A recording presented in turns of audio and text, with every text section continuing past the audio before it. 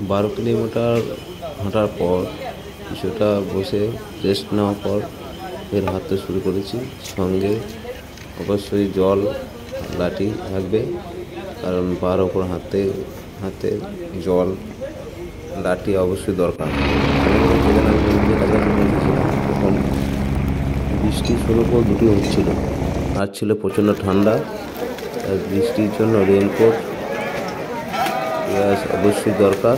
বাবার মন্দিরের কাছে পৌঁছে গেছি।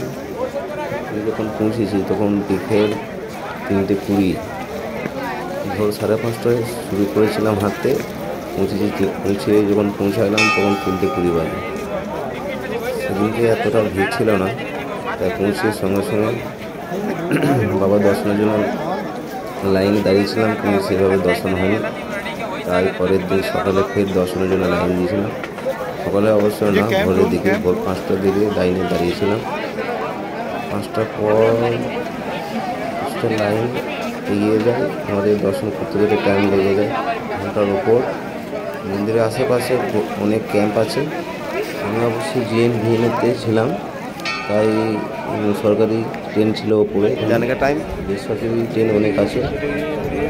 নামার পথে ফের দর্শন করে সকালবেলা একবার ফের দর্শন করার পরে ভিডিও বানিয়ে নিয়েছিলাম।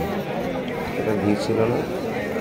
দর্শন করার পর নিচে নামার জন্য প্রস্তুতি নিচ্ছিলাম। লাস্টবারের মতন বাবাকে দর্শন করে ভিডিও করার পর নিচে নামার জন্য প্রস্তুতি নিয়ে নিচের দিকে নিয়েছি। যেটুকু পেয়েছি আপনাদের সামনে তুলে ধরলাম। যদি ভালো লাগে লাইক, কমেন্ট করে চ্যানেলটা সাবস্ক্রাইব করে দেবেন। ধন্যবাদ।